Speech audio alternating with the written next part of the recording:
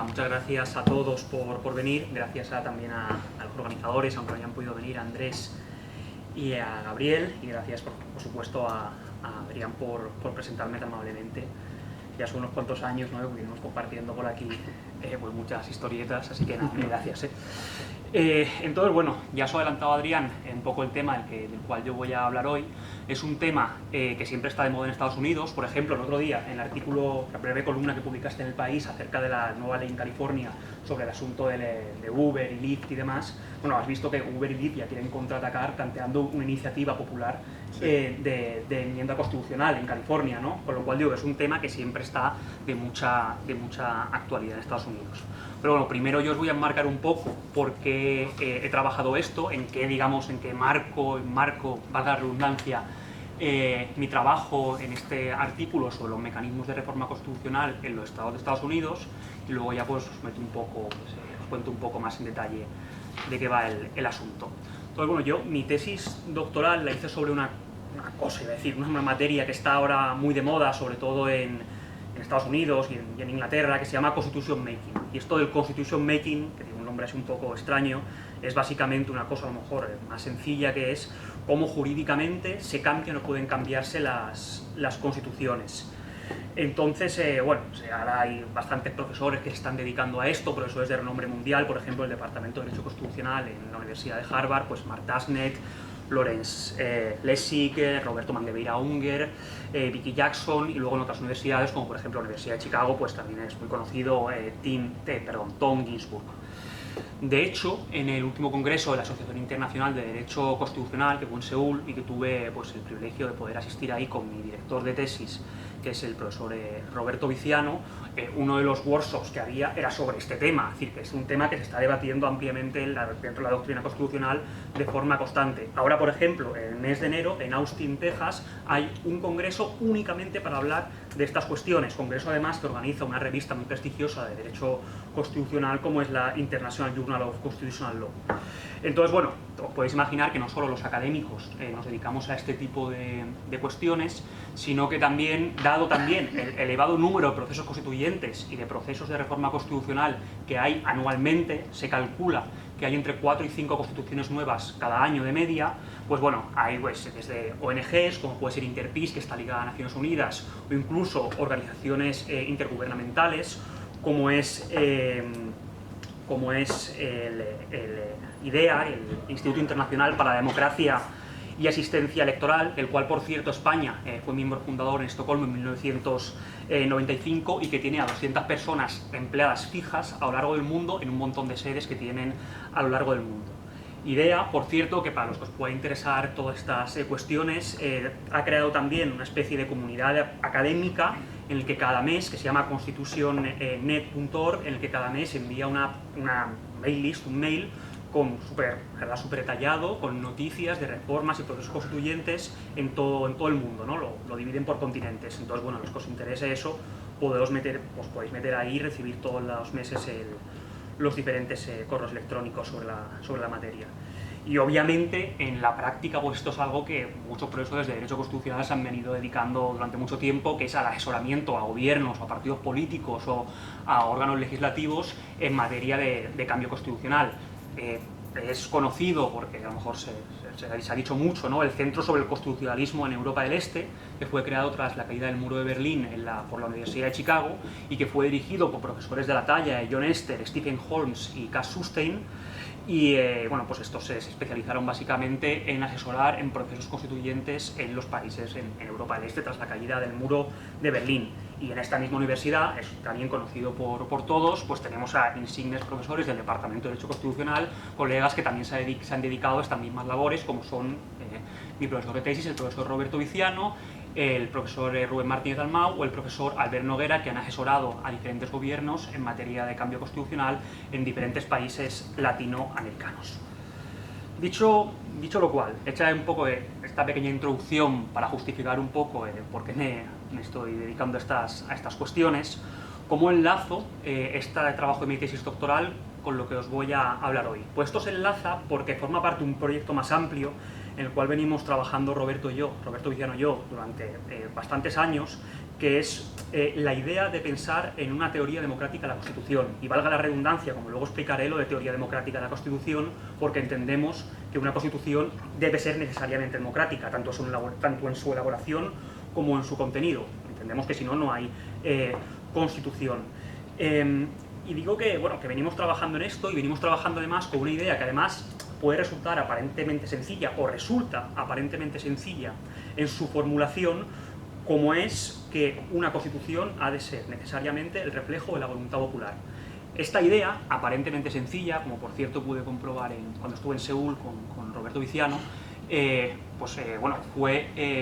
es ampliamente contestada, yo creo, no sé si decir por la mayoría de la doctrina, pero por una parte, desde luego, importante de la doctrina constitucional. Como imagino, pues sabrán todos ustedes, el concepto de constitución que más normalmente se utiliza es el concepto que Ignacio de Oto describía como un concepto neutral o puramente técnico de constitución, de acuerdo con lo cual todo Estado que tuviera un texto autodenominado Constitución tendría una Constitución siempre y cuando dicho texto pues estuviera situado en la cúspide del ordenamiento jurídico, obviamente, y sirviera para dar unidad, coherencia y totalidad al ordenamiento jurídico, creara las instituciones básicas del Estado y las relaciones entre el poder estatal y los ciudadanos y estableciera toda una serie de valores y derechos en el texto. Entonces, este es el concepto que normalmente se suele utilizar de Constitución. Por lo tanto, todo Estado, incluido, yo el otro día les ponía a mis alumnos una página web que está muy bien, que ha hecho Google, ¿no?, que se llama Constitute, pues le ponía Constitución de Corea del Norte. Todo esto lo cumple Corea del Norte, ¿no? Pues íbamos viendo artículos de la Constitución de Corea del Norte y entonces podíamos concluir que efectivamente, de acuerdo con esta concepción neutral del concepto de Constitución, Corea del Norte tenía una Constitución. Nosotros, sin embargo, preferimos adscribirnos a otra corriente, ¿no?, en la que, bueno, tenemos a profesores muy destacados de la doctrina constitucional, como por ejemplo el profesor Manuel Aragón, de acuerdo con el cual la única constitución posible es la constitución democrática. No puede haber constitución si no es democrática. ¿Por qué? Pues por un argumento muy sencillo, porque tenemos que tener libertad para poder controlar a los que están ostentando temporalmente el poder. Si no tenemos ámbitos de libertad para controlarnos, es difícil que haya posibilidad de que se cumpla el precepto originario y más importante de Constitución, que es el límite al poder político. Pero además nosotros entendemos que no solo desde ese punto de vista del contenido tiene que haber Constitución desde ese punto de vista democrático, sino que tiene que haber un procedimiento democrático para que podamos hablar realmente de Constitución. Porque entendemos que, precisamente, si la idea de una Constitución es la limitación por parte de los ciudadanos del poder político, han de ser ellos los que limiten el poder político. Y si son los que ostentan el poder político los que están limitando los que se están limitando a sí mismos, hay una contradicción y, por lo tanto, no podríamos hablar de Constitución porque está incumpliendo el elemento fundamental que da sentido a la idea de Constitución. Entonces, ¿cómo se relaciona todo esto con Estados Unidos? ¿Y por qué me lleva todo esto a Estados Unidos? Bueno, al margen de por lo que ya ha comentado Adrián, de que porque estaba ya haciendo una estancia de investigación y por lo tanto obviamente tenía a mi disposición pues una serie de materiales bibliográficos, los cuales no son de fácil acceso desde otras universidades fuera de Estados Unidos, pues por la cuestión de que poniéndome a investigar sobre el tema, y ahí es donde yo creo que el profesor que se ha leído tan amablemente pues, mi texto y que desde la perspectiva de la historia, como historiador del derecho, va a poder aportarme y va a poder criticarme más. Entonces, perdón que no lo he dicho antes, mil gracias de nuevo, que lo estaba comentando desde el pasillo, por tomarte la molestia de leerte ese tocho de 55 páginas y más de un día para otro. Te lo agradezco mucho, seguro que... No,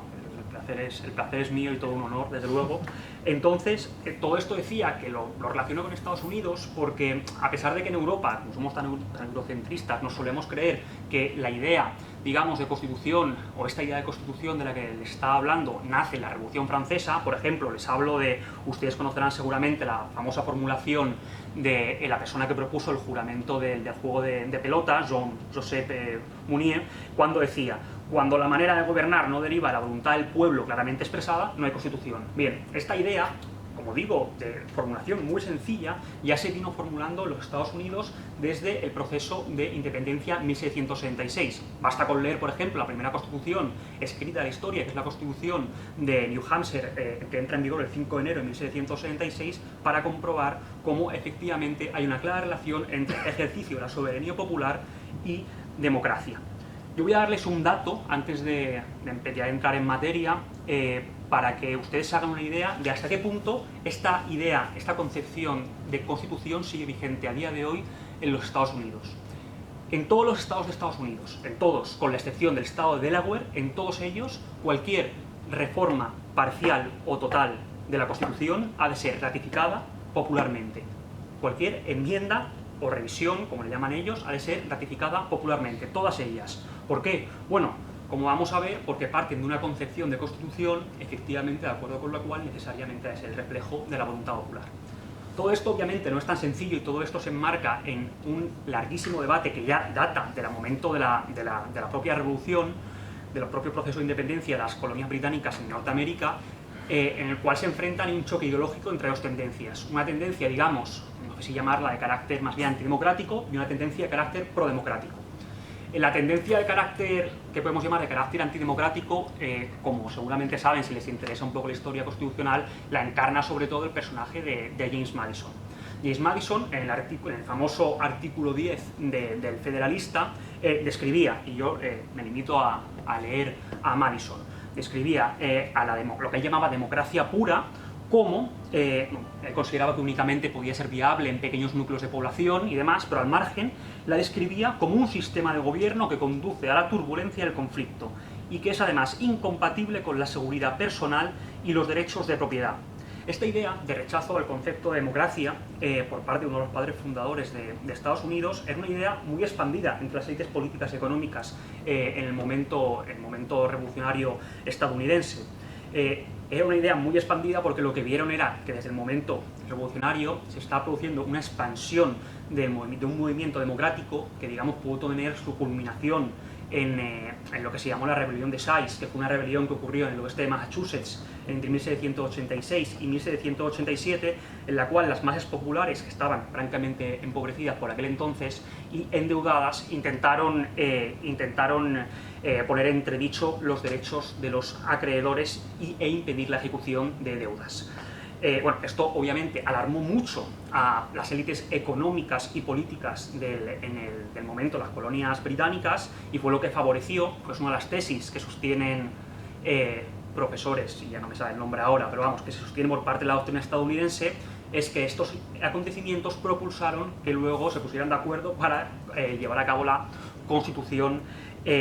federal. De hecho, bueno, no quiero aburrirles con citas, pueden ustedes encontrar muchísimas citas de parte de la élite económica y política de las colonias de aquel momento, como por ejemplo gente tan destacada como George Mason, que hablaba de los excesos democráticos que se estaban dando en las ya colonias, en los nuevos estados, o de Edmund Randolph, que hablaba de la furia de la democracia, o de Abigail Adams, a la sazón la mujer del segundo presidente del país, que describió la democracia como tiranía popular. No obstante, en esta batalla ideológica había una segunda parte que podemos decir que históricamente la ha personificado sobre todo la figura de Thomas Jefferson, de acuerdo con la cual se entendía que la soberanía popular debía tener una aplicación más amplia. Esto es, la pregunta no era en aquel momento en Estados Unidos si el soberano pasaba a ser el pueblo, no, estaba muy claro que el soberano pasaba a ser el pueblo, que no había debate sobre eso, y así quedaba establecido en las diversas constituciones. La pregunta era, bueno, pero ¿cómo se concreta esto en la práctica? Porque no es tan obvio, ¿no? Entonces, este sector que podemos llamar más democrático o más favorable a la expansión democrática, consideraba que necesariamente, para que hubiera constitución, el pueblo debía participar activamente en su elaboración. ¿Cómo? Votando a sus representantes en una asamblea electa ad hoc, en este caso una convención constitucional, y luego participando de dicho proceso y ratificando o rechazando el texto constitucional que sus representantes le propusieran. Esto es, se hablaba de que el pueblo tenía un derecho a intervenir directamente en la conformación, en la reforma o en la sustitución de su propia forma de gobierno. Esto además era una idea, como vengo repitiendo, una idea sencilla, que además estaba muy interiorizada por parte de las grandes masas populares en aquel momento en las colonias. De hecho, el siguiente artículo que ya he empezado a trabajar con el profesor Viciano, vamos a intentar centrarnos un poco más ya en esto, ¿no? En estudiar cómo eran las primeras constituciones prefederales y cuál era el pensamiento sobre la soberanía popular en aquel momento histórico concreto. Y una cosa que que me corrija aquí el profesor especialista en la materia, que a mí me ha llamado muchísimo la atención, es que esta idea no surge de las élites intelectual del país. Quiero decir, esta concreción de la idea de soberanía popular llevada a la idea de constitución no surge de la élite intelectual del país, como a lo mejor uno podría pensar, sino que muy al contrario, surge de los estratos populares que, por ejemplo, y bueno, he encontrado un libro que ya te enseñaré, que te va a encantar, donde se recogen todos los debates que hubo en Massachusetts desde el proceso de independencia. No sé quién es bueno, el tipo se llama Hayden de apellido, pero no sé cómo lo conseguiría toda esa documentación, y cuando uno se pone a leer, ojea como en pueblos perdidos como Pittsfield, en el que tuve la oportunidad de visitar en el oeste de Massachusetts, hablaban claramente y daban una definición de lo que hoy llamamos poder constituyente, o de lo que se después llamó poder constituyente, muy exacta y muy precisa. Y no fueron élites intelectuales, no fue Thomas Jefferson, fue gente que entendía esta idea de soberanía popular y que pensó en cómo trasladarla. Hay muchos más casos, no quiero aburrirles con esto, pero por ejemplo, también me encantó encontrar en 1767, en proceso constituyente del Estado de Nueva York en 1767, los mecánicos, gente de estratos populares, los mecánicos del Estado de Nueva York, defendiendo claramente esta idea de soberanía popular ligada a la Constitución. Obviamente todo esto luego tiene un pasado que seguro podemos discutir mejor, ¿no? Que es, bueno, pues desde los Open Town Meetings, que tuve también la ocasión de asistir a uno cerca de Boston, que vienen dándose ininterrumpidamente en Massachusetts y en Nueva Inglaterra desde 1633, en las propias sectas presbiterianas, que, como saben, elegían a su pastor democráticamente, o incluso en los debates que tuvieron en Putney los llamados niveladores, los levelers. Pero todo esto en Estados Unidos se puso en la práctica aplicado a la idea concreta de constitución, ¿de acuerdo? A pesar de que obviamente los debates pues, tuvieran más tiempo. Bueno, en resumidas cuentas, esta batalla, ya no sé el tiempo que llevo, me estoy enrollando, esta batalla ideológica, como les venía contando, se viene reproduciendo hasta el día de hoy. Y a pesar de que la mayoría de la propia doctrina constitucional estadounidense asimile la concreción de las ideas constitucionales en la Convención de Filadelfia, esto es, en la Constitución Federal, lo que vemos a día de hoy, como voy a detallarles ya renglón seguido, es que se sigue plasmando con claridad en todas las constituciones, bueno, casi todas las constituciones estatales, el principio de que una constitución ha de ser necesariamente el reflejo de la voluntad popular. Y eso entendido en un sentido muy amplio. Así que nada, voy a pasar a explicarles brevemente, sin entrar, como dicen allí los Yankees, sin entrar too much inside baseball, en los pequeños detallitos, porque les aburriría muchísimo, pero sí que voy a explicarles los diferentes procedimientos para que vean ustedes qué quiero decir por la plasmación de esta idea de constitución en los diferentes estados de los Estados Unidos. Entonces, bueno, lo primero que hay que hacer es entrar a diferenciar entre lo que ellos llaman una enmienda constitucional, que nosotros llamaríamos a lo mejor una reforma parcial de la Constitución, de elementos no esenciales de la Constitución, y lo que ellos llaman una revisión constitucional, lo que nosotros a lo mejor llamaríamos una reforma de elementos esenciales de la Constitución, ya sea artículo 168 de la Constitución, las materias protegidas, o una revisión total de la Constitución, esto es, una Constitución totalmente nueva. Entonces, voy a empezar primero por explicarles las enmiendas que consisten en los diferentes mecanismos de enmienda constitucional en los estados de Estados Unidos, ¿no? Entonces, el primer mecanismo, como se pueden ustedes imaginar, es el más sencillo de todos, que es una enmienda constitucional impulsada por el legislativo. Esto ocurre en todos los estados y se da la particularidad, como ya les adelantaba, que la ratificación, menos en el caso del estado de Delaware, por cierto, por un motivo que no logra encontrar, porque no están publicadas las actas de la constituyente que tuvieron el estado de Delaware a finales del siglo XIX, y no he podido leer qué les llevó a no incluir este precepto, y no he leído a nadie que lo explique. Pero bueno, menos el estado de Delaware, todos los estados, como les decía, obligan a que haya una ratificación popular de cualquier enmienda constitucional, por muy pequeña que sea, ¿no? La segunda forma, que ya creo que es más interesante, de poder enmendar una constitución en Estados Unidos es lo que ellos llaman la initiative, que es lo que nosotros llamamos una iniciativa popular. Ahora, no confundirse. Lo que nosotros llamamos una iniciativa popular, y lo que ellos tienen es realmente una iniciativa popular. Lo que nosotros llamamos iniciativa popular es lo que la doctrina especializada en mecanismos de democracia directa llama iniciativa de agenda, que es lo que tenemos nosotros y en el resto de países de la Unión Europea. Digo Unión Europea, no digo Europa por el claro caso de Suiza, obviamente, ¿no? ¿Y en qué se diferencia? Pues que la iniciativa popular estadounidense, la initiative, no requiere de la aquiescencia del legislativo para que los ciudadanos voten directamente la enmienda constitucional. Como ustedes saben, en nuestra mal llamada iniciativa legislativa popular, ¿de acuerdo?, lo que nosotros tenemos es la posibilidad de que el legislativo decida admitir sí o no a trámite la iniciativa, y B, que luego encima pueda directamente modificarla a su propia voluntad. Caso más cercano y llamativo, por supuesto, es de la famosa iniciativa legislativa popular que planteó la plataforma Afectados por la Hipoteca, que acabó siendo otra cosa totalmente diferente, tiene un destarifo absoluto. Y encima, por supuesto, no tenemos la posibilidad los ciudadanos de votar en referéndum si queremos o no introducir esa iniciativa en nuestro ordenamiento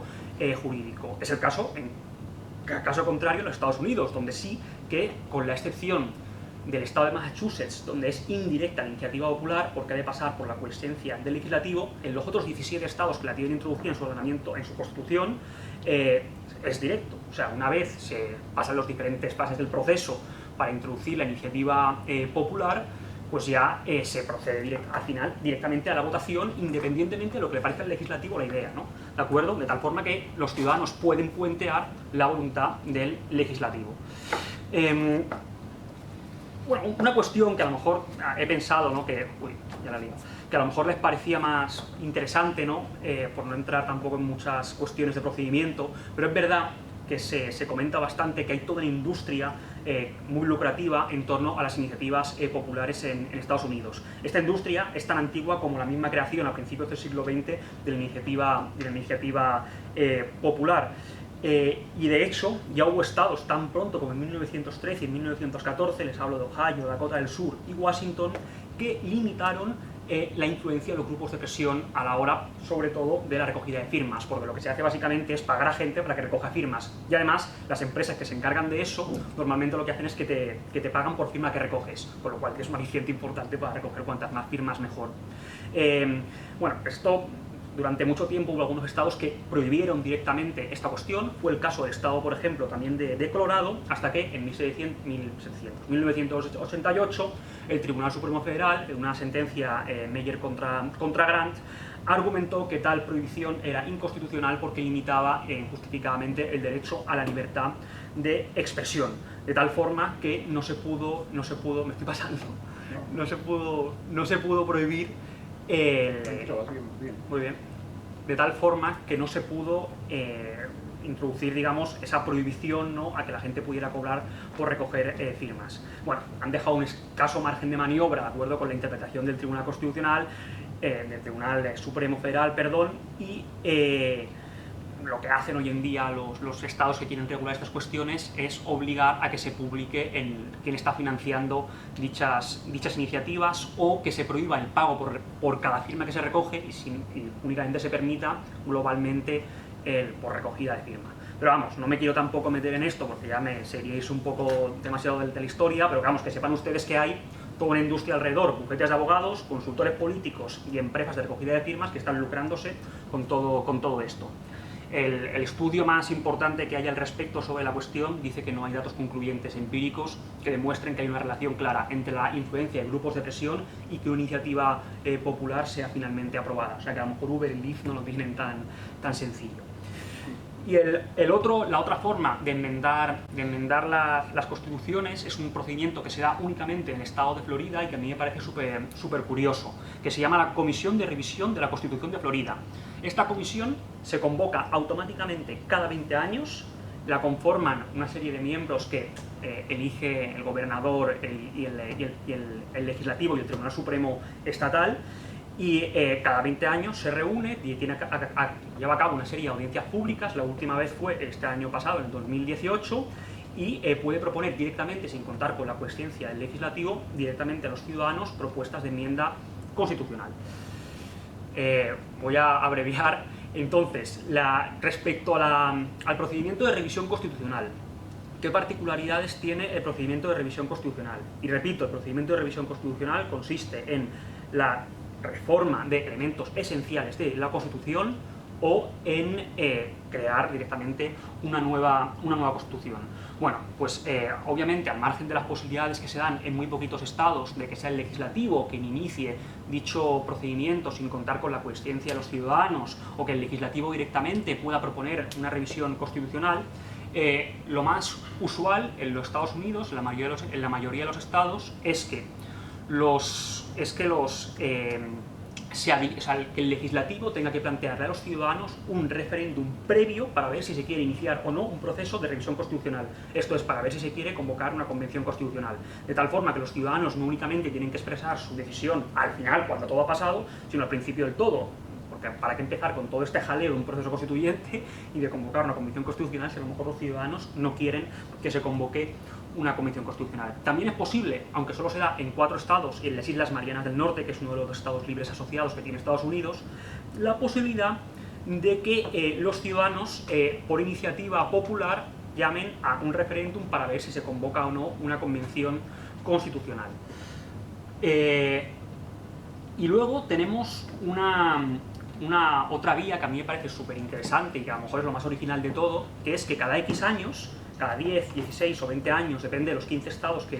tienen regulado este mecanismo, se convoca automáticamente un referéndum para ver si la ciudadanía del Estado quiere o no iniciar un proceso constituyente, quiere o no convocar a convención constitucional. De hecho, esta era la vía que a finales del siglo XVIII existía únicamente para reformar la Constitución, de tal forma que estados como Massachusetts, New Hampshire y Kentucky establecían este mecanismo porque entendían que el legislativo no tenía absolutamente nada que decir sobre una reforma de la Constitución, que era una cuestión del pueblo y que por lo tanto se convocaba un referéndum de forma automática cada X años y el pueblo decidía pues si le parecía bien o no. Y un último detallito, que esto también valdría para procesos de enmienda múltiples de la Constitución. Normalmente, cuando hay una convención constitucional, usualmente no se plantea a los ciudadanos un sí o un no al texto en bloque, como por ejemplo pasó, como ustedes saben, en el caso de la Constitución española y suele pasar en la mayoría de constituciones, o en todas, creo, las constituciones de nuestro entorno, sino que a los ciudadanos se les preguntan diversas partes del texto, diversos ítems, para ver si están de acuerdo o no. Yo creo que eso es positivo y la experiencia histórica en Estados Unidos lo demuestra, concretamente en el estado de Nueva York hay bastante sobre el asunto, porque no le estás poniendo a los ciudadanos en el brete de tener que decir sí o no a todo, y sobre todo lo que estás haciendo es que a lo mejor estás desmejorando el trabajo conjunto de todos los constituyentes, porque a lo mejor los ciudadanos se oponen con mucha firmeza a un aspecto concreto de la Constitución, pero el resto les parece todo muy bien, y en consecuencia lo que hacen a lo mejor es votar a todo que no, porque una pequeña parte les parece mala, ¿no? Dicho lo cual, y ya sí que voy acabando, lo prometo, voy a resumirles mucho, ¿no?, cómo se produce el control jurisprudencial de los procesos de enmienda o revisión constitucional en Estados Unidos. Muy resumidamente, a diferencia del Tribunal Supremo Federal, que dice que las cuestiones relativas a la enmienda constitucional son meras cuestiones políticas y que ellos no se meten ahí, los tribunales, tanto federales como estatales, sí que han entrado a dirimir muchísimos casos, y es muy interesante, acerca de procesos de reforma constitucional en los estados de Estados Unidos. Estos litigios se dan tanto con anterioridad al referéndum como con posterioridad al referéndum. Normalmente se dan con anterioridad al referéndum cuando son cuestiones de carácter meramente formal o relativo a materias protegidas en la Constitución, como por ejemplo el caso de Massachusetts, no voy a entrar en eso, y normalmente cuando se entran a ver si es acorde o no a la Constitución una enmienda constitucional ratificada popularmente, se lleva a cabo porque hay una contradicción con la Constitución federal o con una ley federal, lo que llaman ellos el Federal Preemption, ¿de acuerdo? O Legal Preemption, perdón. Entonces, no me quiero meter en esto ahora, si quieren luego lo podemos hablar un poco más. Como se puede imaginar, hay muchísimos casos, muchísima jurisprudencia que he tenido la ocasión de leer, súper interesante. En el artículo he citado hay bastantes cosas. Pero sí que es interesante, a lo mejor como dato curioso, ¿no?, que conozcan que, dado que en los Estados Unidos, en los estados, los jueces muchas veces se les elige democráticamente, como por cierto, en una monografía que ha publicado una compañera del departamento, la profesora Charo Serra, explica muy en detalle, el otro día me regaló, todavía no he tenido oportunidad de leerla, que suele pasar, que claro, normalmente se encargan de los litigios posteriores al referéndum los tribunales federales. ¿Por qué? Porque obviamente son jueces que no tienen luego que someterse al escrutinio popular, y a ningún juez pues le vendría muy bien para ganar unas elecciones que cargarse un referéndum aprobado, el resultado de un referéndum aprobado por la mayoría popular, ¿de acuerdo?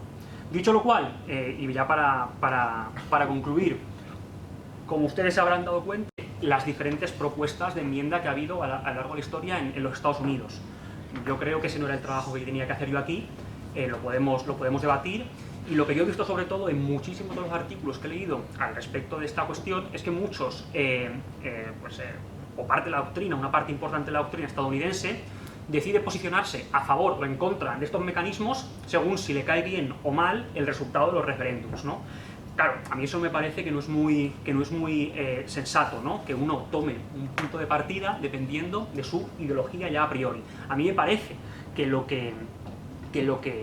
es realmente interesante es ver cómo en Estados Unidos, en los estados de Estados Unidos, los ciudadanos tienen la capacidad para controlar o para decidir sobre su propio futuro en forma directa. Y bueno,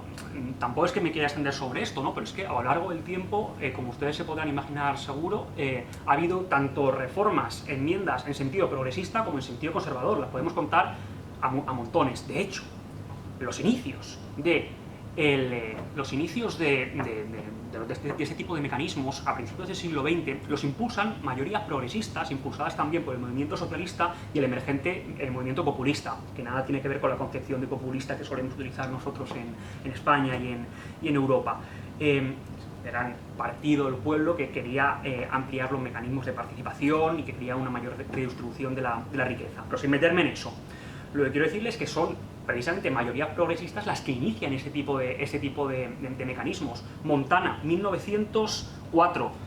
iniciativa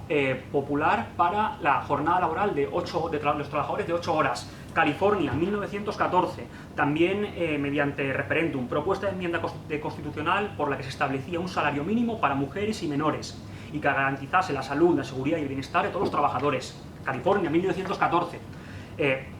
Como digo, lo relevante para mí es que hayan podido debatir sobre eso y que hayan podido debatir sobre muchísimas cuestiones. El resultado ya es otro asunto, ¿no? Pero vamos, por citarles algunos casos, ¿no? Han podido debatir ampliamente, ¿no?, sobre el matrimonio entre personas del mismo sexo, la regulación del aborto, modificación de leyes fiscales, la introducción de la regla de estabilidad presupuestaria o la ampliación, por ejemplo, de la cobertura sanitaria, como se ha venido debatiendo en las últimas midterms, en noviembre del 2018 pasado, en estados conservadores como Nevada, donde se ha aprobado la ampliación de Medicaid, ¿de acuerdo?, mediante este tipo de mecanismos. O sea, gente que básicamente iba a votar la papeleta del Partido Republicano, del Partido Conservador, pero luego votaba en concreto una medida muy progresista como era la expansión de Medicaid, ¿no? El mecanismo no tiene la culpa de los resultados que puedan producirse. Entonces, nada, yo ya creo que me he extendido un poquito, 33 minutos, bueno, más o menos, me he pasado un poquito, pero nada, de nuevo, agradecer mucho a Carles que se haya tomado la molestia de leer el texto y, por supuesto, quedo a la espera de los comentarios y que podamos debatir sobre la cuestión. Bueno, pues, buenas tardes a todos.